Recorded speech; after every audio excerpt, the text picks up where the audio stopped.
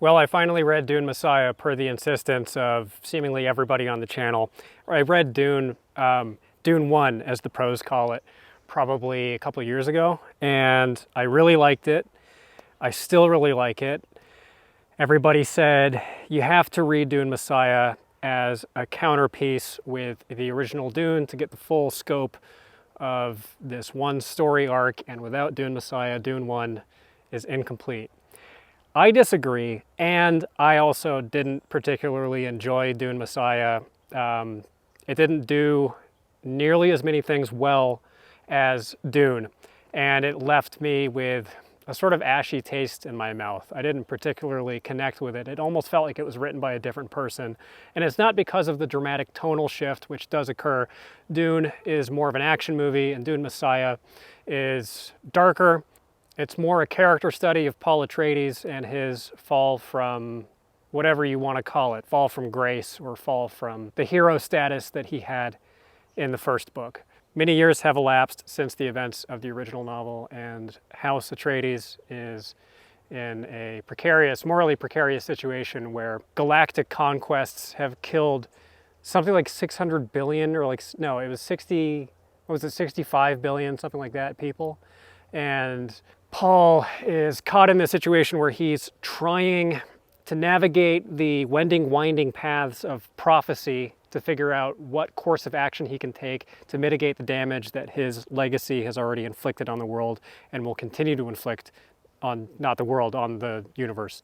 And there is a palace intrigue drama where there is a cabal of people who are trying to assassinate Paul. Herbert took something like 10 years to research and write Dune, and you can feel it when you read it. It feels like a very rich world. It just has that gravity, which is one of the things that has sustained it. In comparison, Messiah feels tossed off. It feels like it was written much more quickly, much more sloppily, and with less artistry, and it just lacks that feeling of specialness that the first book has. The characters are not that compelling. The plot certainly is not nearly as compelling. The action unfolds very slowly, and it's a dialogue-heavy narrative, which is unfortunate because the dialogue is extremely overwrought and overwritten in purple. People deliver these long monologues that are a wonderful combination of info dumping and overacting, almost this like Shakespeare in the Park kind of pathos. It made it feel amateurish to me. It made it feel soap opera-ish. It also leans way more heavily into New Age iconography and subject matter. And it also mixes in more contemporary Earth references, which kind of dissolves the fourth wall slightly too much.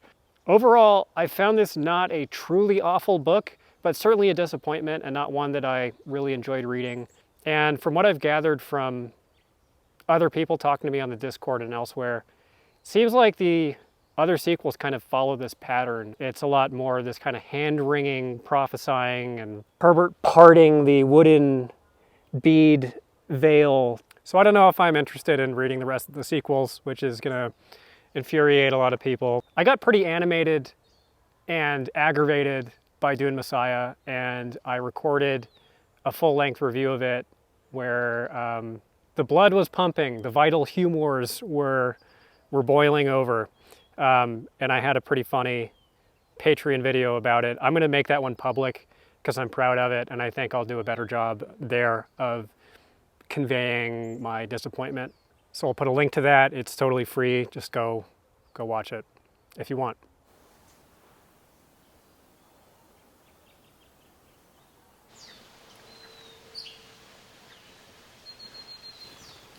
I was kind of nervous to read this one. I've read 2 or 3 other Dicks, and this is the big one. This is his most famous. This is on everybody's top whatever list. I didn't want to find myself disliking it, and thankfully I didn't. Thank God it's as good as people say it is. This is a great book. I don't think I'm telling you anything new when I say that this is the source material for Blade Runner. Very different from the movie, just like people say it is. There are parts of Man in the High Castle that I think are higher highs than Do Androids Dream, or Daddos, as the cool people call it.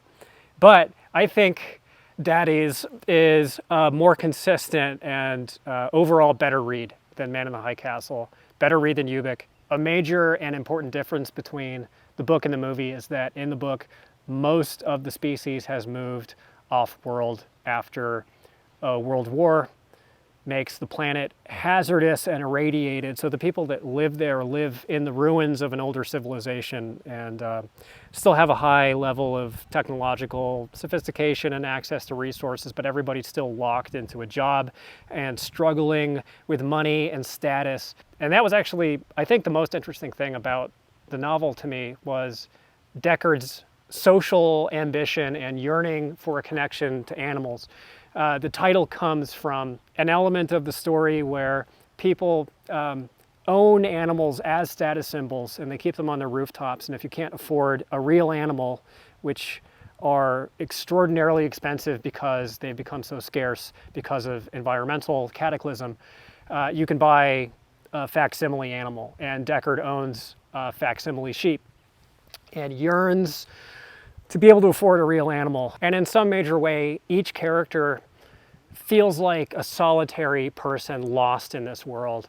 I also thought that the androids in the book got a more interesting treatment than in Blade Runner. The only thing that I didn't care for is the mercerism element. There's this religion that has to do with a VR technology where people can interface with one another and with this religious icon named Mercer.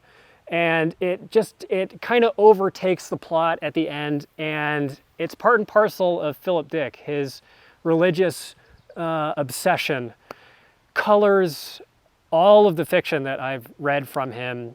I will go out on a limb and say to its detriment. There's something specific to the way that PKD does it that is typically non sequitur to the plot. It's this addendum thing that leeches attention off of other parts of the book. And in this, it's inescapable. It becomes totally overwhelming and it eclipses everything else.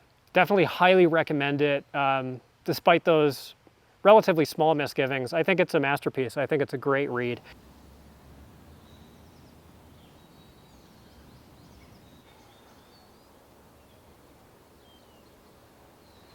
Kindred took me slightly by surprise. The way that it's packaged, like all the covers look like YA, and the way that it's written like YA, just like Dawn was.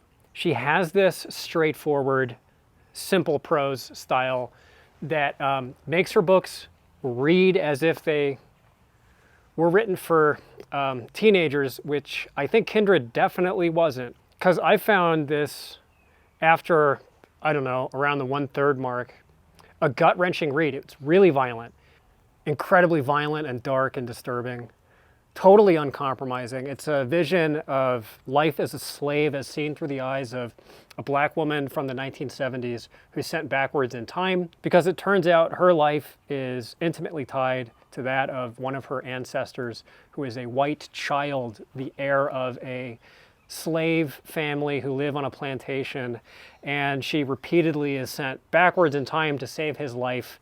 And as these episodes lengthen, she becomes more of a familiar figure in the lives of the slave owners and the slaves on this plantation. She feels her modernity slipping away from her. Just like with Dawn, we see this protagonist character having her values challenged and compromised as she becomes more and more ingratiated into these social systems. Butler's writing style is so interesting to me because it's so simple and it's so straightforward, and she's the only relatively contemporary author who writes in that style of the very non-lyrical, very straightforward, almost plain, almost boring style, and have that be an asset. There's just something about the way that she uses it that is perfectly matched to the subject matter. She has some special skill. Maybe it is the counterpose between the simplicity of the style and the complexity of the themes and the character work. The characters are wonderful.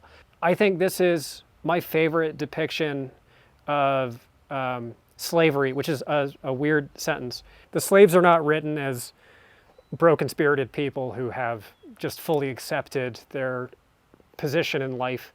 They're written as angry people, indignant people with dignity, The major characters are all written with great depth. There's a couple of bit heel characters who are less fleshed out, but for the most part, everybody feels like a real person, and everybody is a complex character, including the slave owners.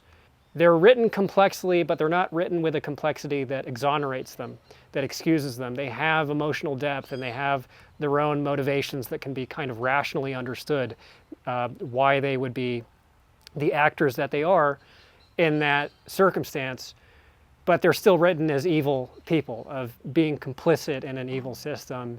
I just loved it. I thought it was great.